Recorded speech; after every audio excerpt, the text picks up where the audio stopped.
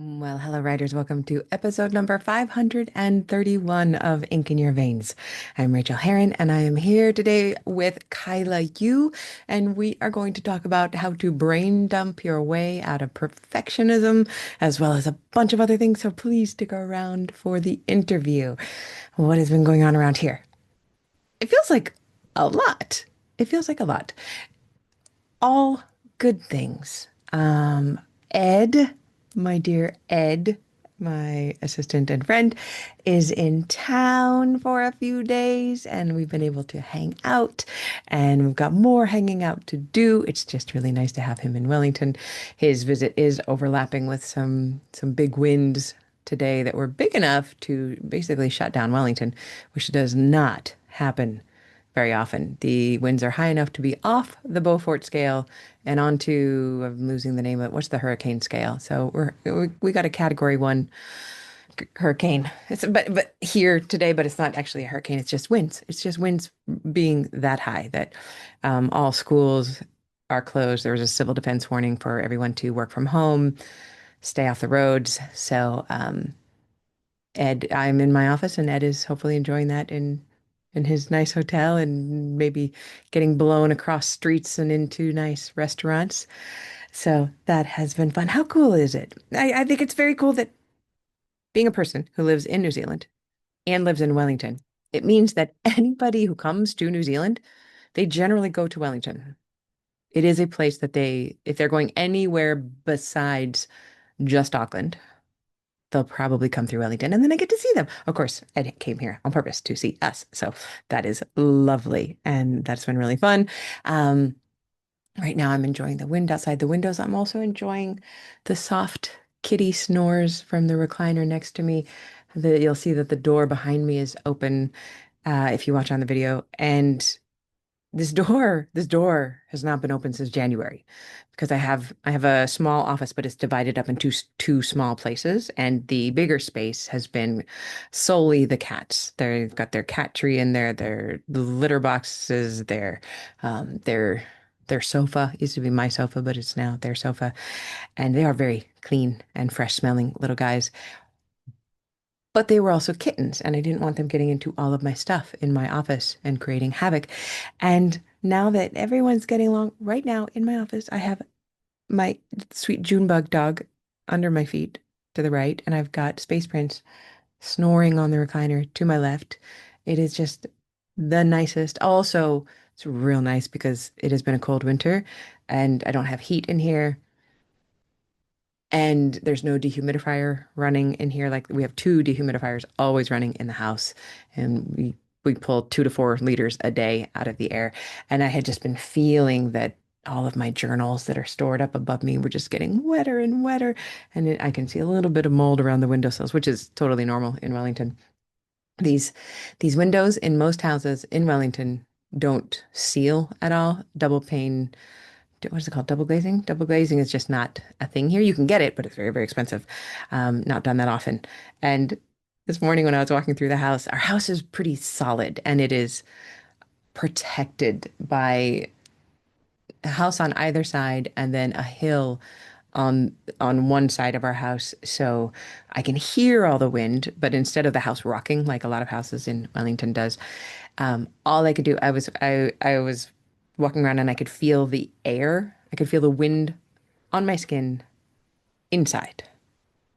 I was in the process of getting changed, of course. So usually I'm wearing clothes on my skin, so I don't notice that, especially on, a windy day. But it's not a draft. I was not feeling a draft in the house. I could feel the wind moving through the house, and the windows are closed. The windows are closed, and the curtains always move and sway even when windows are closed. So it has been exciting that way. How did I get there? Oh, kitties. Kitties are in my office now, and I'm very happy about that. Um, oh, and something business-wise that you may be interested in. A couple things to share with you. I have some very exciting news about Ink Village, which is my cozy little writing community where words get written, friendships grow, and resistance, most importantly, gets outsmarted. So the big announcement is my editing desk is open. For the very, very first time, I am officially opening my editor's desk inside Ink Village. This is not something I have done before. I haven't edited people's work that I wasn't coaching, and my coaching clients are very, very limited. I haven't edited regularly for years, except for students. This means that if you're in Ink Village at the cottage tier, which is $99 a month, you can send me up to 1,000 words a month. That's about 4 pages for detailed, professional edits or feedback. I'm even going to be doing in there one live edit video a month where I will record myself editing and talking through what I'm thinking as I'm editing from someone who has volunteered to let me do that. And and then share that with everybody else. That's an optional perk. I'm never ever going to edit your work live on camera and then share it with others without you asking for that. But me having eyes on your work has definitely been the number one thing that I am requested, that is requested of me for years. And I'm trying this as an experiment. My 90-day classes will be closing in a week, and I'll have some more time for a few months. So I'm going to see if this fits into my schedule. I think it will. And I love editing. I love seeing your words. I believe the fastest way to get better at a writer is to have a professional look at your work and show you where you can do better. Um, while I am deciding to offer this, I have also lowered a bunch of the membership prices at the different tiers so that it is more inclusive and so that more writers can join us around the virtual Ink Village hearth. So there's a new level called the Path, where for only $29 a month, you can write with us on Zoom in the Writing Guild sessions, which is up to 56 hours a month. It's 14 plus hours a week. And you've heard me talk about it. That is phenomenal. It is so great. The times vary in the afternoons. In the mornings, US time, they're always the same. Those are unhosted. The afternoon ones are hosted twice a week by me, and sometimes Ed comes in there and hosts one if he's around and wants to. So 2 to 3 times a week in the afternoons, US time zones, afternoons, early evenings. We write, so that's up to 4 hours a day on weekdays. You can look at inkvillage.com to get more information about all of the tiers and what might work well with you. But something I did want to mention is that all of the tiers come with a free 2 week trial. So come over, jump in the Slack, get to know us, write with us. And there's a new tier called the Garden Level. That is $59 a month, and it is the old cottage level, which was 99. So I'm bringing it down from 99 to 59. So it's basically you get everything. And also, I'm going to be doing Nano this year, Nano 2.0. Chris Beatty is restarting it up. It's a very bare bones, we're going to get on this horse and ride kind of experience. We're going to try to write 50,000 words in the month of November. Or you can be a rebel, set your own goal. I've always been a nano rebel, and I approve of the nano rebels. You can set your own goal. You do not have to write fiction. You can write whatever the heck you want. I'm going to be writing 50,000 words of a novel, and I'm freaking out about it. And in fact, it was over in Ink Village doing our weekly Q&A, which is a podcast that I do over there just for Ink Village members. People ask me, and then I answer. Holly had asked me about nano, and then they got to watch me in real time, realized that I should do nano. And apparently the things that my face went through as I realized that I should do this, that this would be a good time for me. Oh, it was hard and it was funny, and I'm excited about it. So over at Ink Village, if you would like to do Nano with us to set this goal, I have set the garden level, which is how you would be in the Slack channels doing this, free for November. It's instead of the 2 weeks free, it's 4 weeks free. So if you join now, or you can wait till like the very 1st of November to join, then all of November would be free. You don't get charged till the end, and you can cancel at any time. So if you want to do that and just come hang out with us in the Slack and find out what it's all about, watch all of the back podcast episodes that you want. They're all on YouTube. I would love to have you over there. Ink Village. It's rachelherron.inkvillage. Did I say inkvillage.com earlier? That is not it. I don't know why I would say that.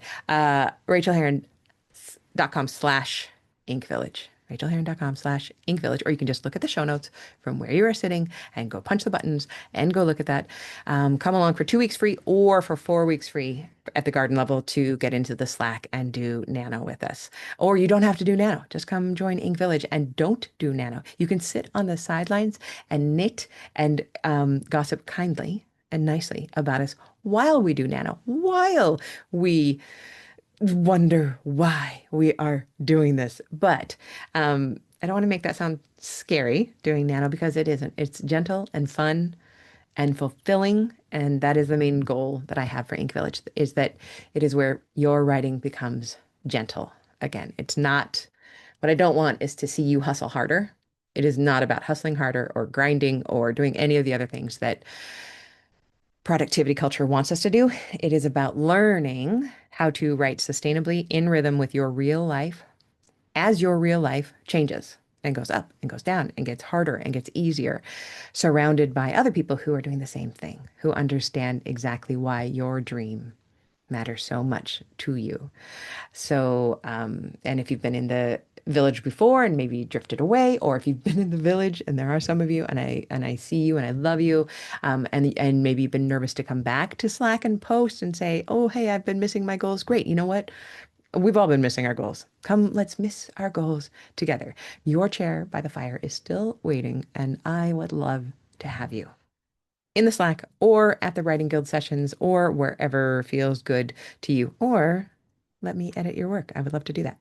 RachelHerron.com/ig village.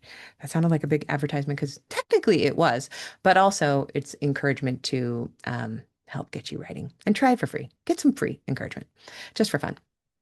Okay, let's do our interview. Kaila Yu is an author based in Los Angeles.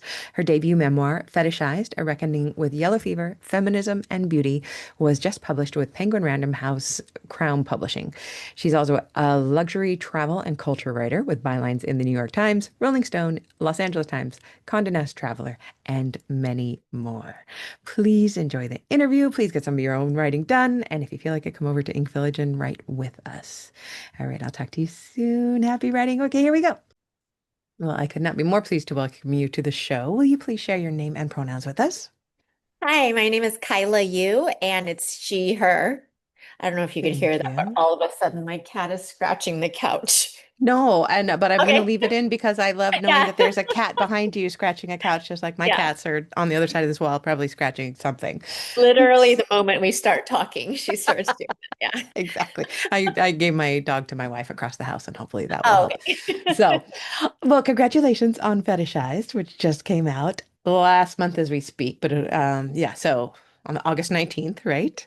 Yes, yes, thank you. Congratulations. Will you tell us a little bit about your writing process? This is a show where we talk about writing process. How did you write this? How did you fit it in? How are you as a writer? Just tell us everything. Yeah, pretty, I'm really like terrified of deadlines. So I'm like the opposite of a procrastinator. So I'm just like really scared. And then I heard a horror story about like this friend of mine who's a very successful author said something like 30% of authors don't turn in their manuscripts or something.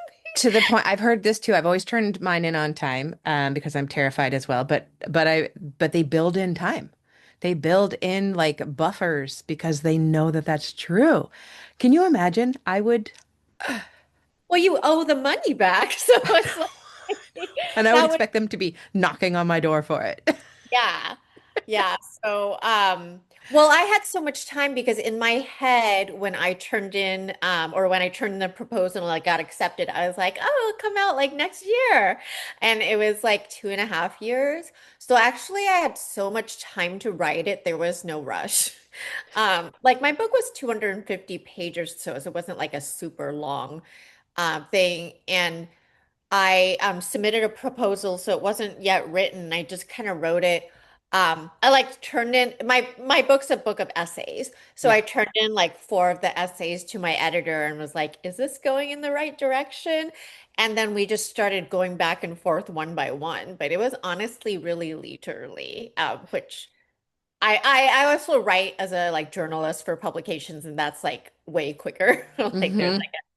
1 week to 2 week turnaround depending on the news cycle. So for me, this was like just so much time. Oh, I love that. And how would that go with your editor? Would you write an essay and send it to your editor, or did you write the whole thing and then send it to them? Was there a back and Yeah, forth? I would write like an entire essay and then I would send it to her and then we discuss and edit. So we didn't like I didn't turn in the whole book to her. I went essay by essay. That's So also yeah. really nice. Yes, like I'm super close to my editor and so blessed with every day still. We're really good friends. And she also happens to be Asian American, and my book was very much about Asian American issues, so she could relate to a lot of what Mm. I experienced. So that, like, because I discussed some of the harder experiences I went through. So it was actually a very healing process that was an unexpected perk. I love that. And what does your writing life look like now that the book is done and published? Are you working on another book? What's going on? Yeah, we literally met today, me and my agent and my editor to d discuss the new book ideas because I had just thrown some ideas onto a page. Mhm. So I'm working on the next proposal and then I'm still working. So I'm still like I'm a Okay. travel and food writer, so I'm just still um, submitting essays as the publications keep getting fewer and fewer every Yeah, yeah, yeah. that is a tough gig. Yeah. But you're writing all day, every day. That's what you do. So, what is the most exciting thing that you've ever realized about your personal writing process? I think, I mean, okay, so I'm from the entertainment Mhm. industry and it was very toxic for me because it's a place where you're competing on youth and beauty and there's always like 1,000 younger, prettier women than you, like all the time. And then I kind of fell in writing by accident, and writing simply doesn't depend on any of that. And Yeah. I think, oh my God, if I was still in the entertainment industry, I was suffering when I was in it and I was in my 20s. And if I was still in it now, I, yeah, I would be very unhappy.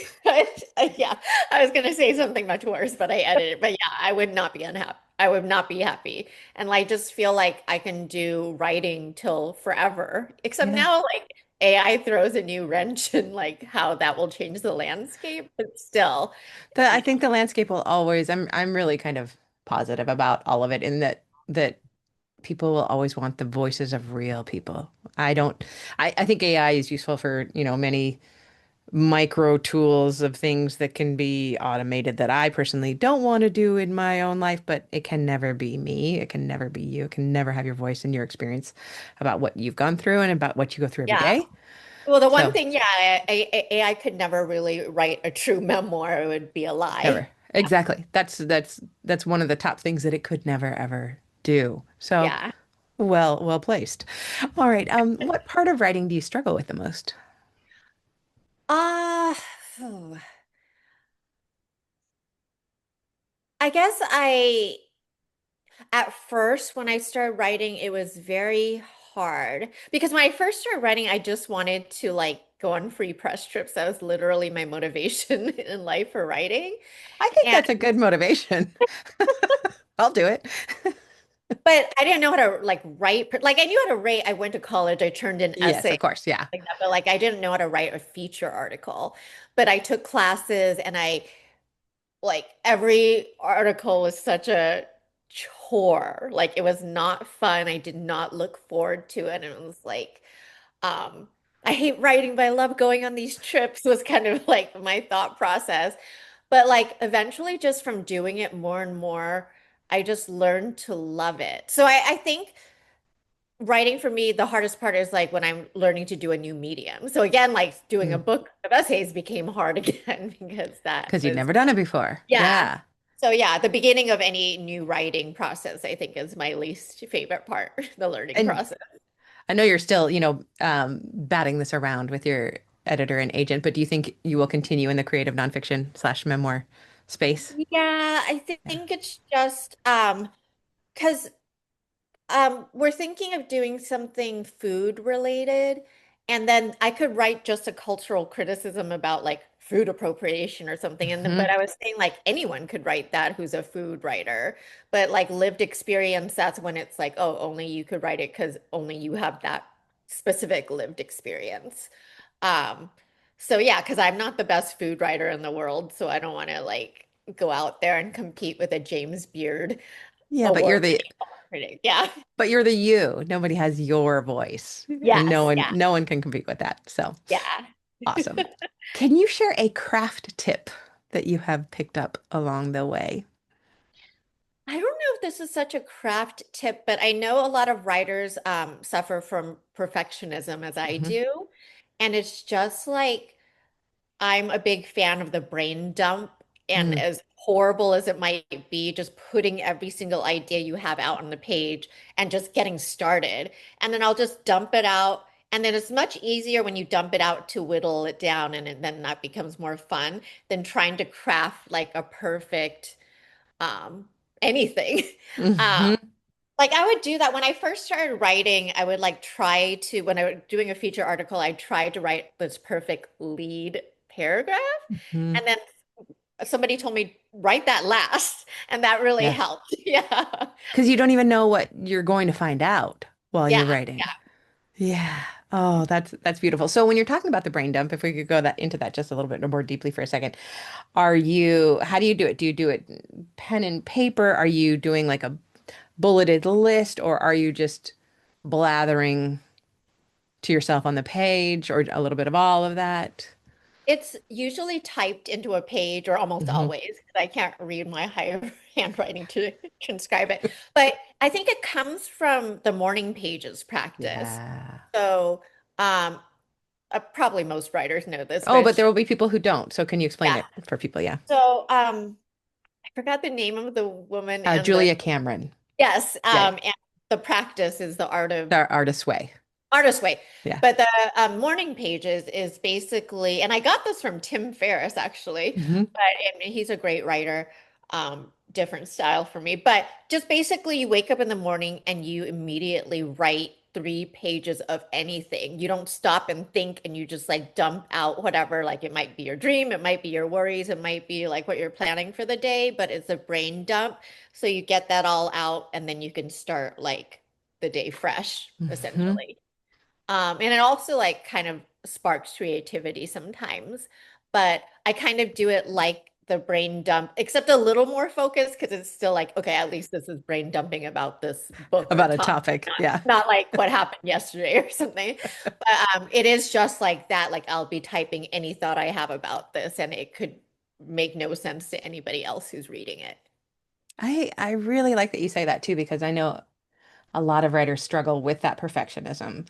And the morning pages can be such a perfect way to practice.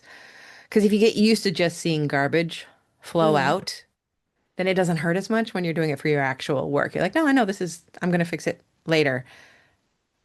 And we don't go into that editing mode, which is where I think that, that kills all of us. So, And then some days now when I don't do morning pages, like I might be in a bad mood, but sometimes I'll start doing the morning pages and get into a high because I think I'm just like taking this trash out, you know?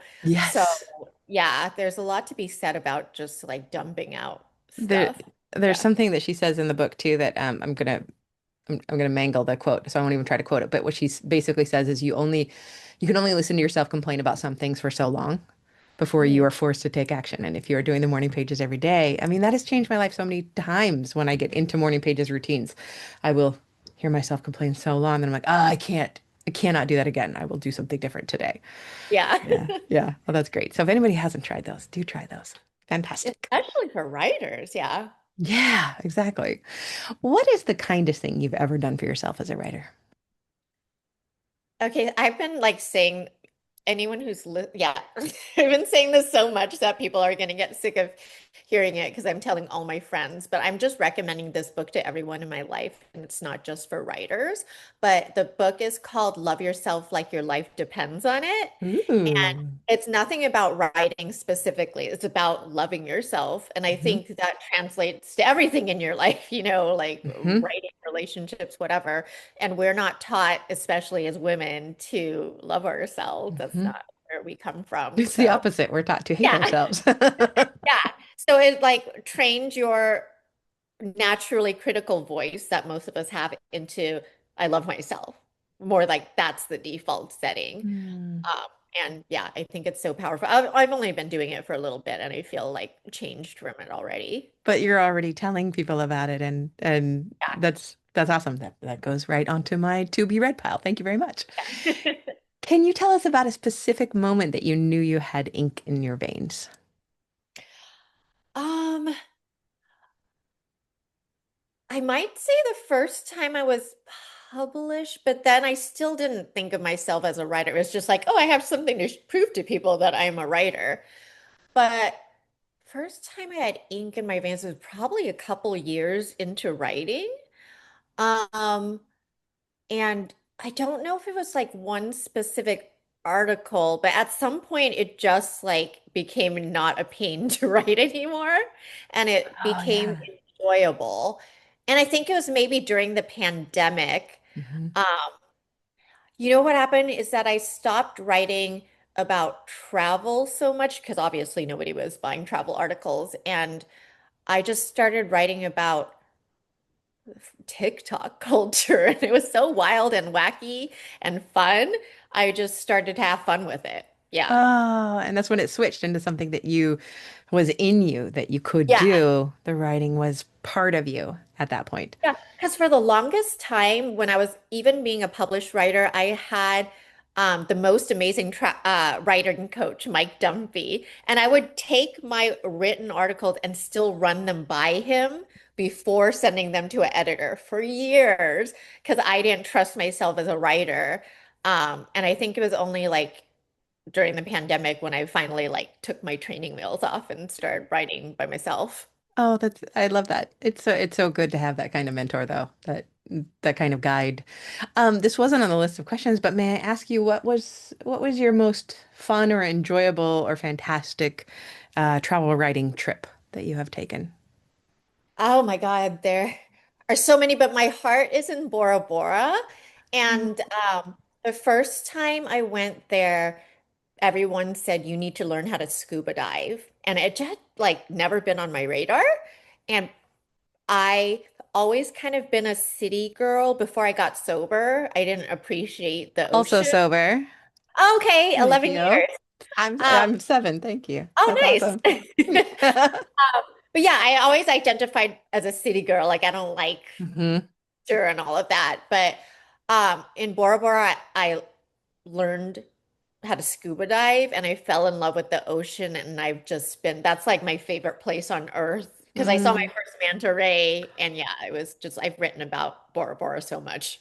Oh, I was swimming with a manta ray last year. I live in Wellington, New Zealand, and I went down to the South Island, and I was swimming in Picton, and I just looked down, and there it was, and I had been jumping like off this dock into the water, which is apparently what you're not supposed to do. Don't jump on top of a manta ray because that's when the thing can come up. But it was like miraculous just to see them. Oh, that's awesome. So peaceful and they're very intelligent and kind, apparently, too. Oh, I Yeah. believe that. I completely believe that. All right. Will you please now tell us about Fetishized? Yeah, so fetishized, it's fetishized, and I always the tagline's so long, but it's like a Oh, I have it reckoning with right here. Would oh you like yeah. a reckoning with yellow fever, feminism, and beauty? Yes, yeah. So it's a memoir in essays that's also kind of a cultural criticism, and it's about my experiences with the Asian fetish and also kind of the origins of where that came from and also how it's been perpetuated in media and which media has perpetuated it. Mm, well, congratulations on having it out there. It is so exciting, and I may it fly from the shelves. Where can we find you online? Yeah, just by my name, Kaila Yu. I'm that name on all socials and my website and everything. Thank you, Kyla. This has been just a delight to talk to you. Yeah, thank you so much.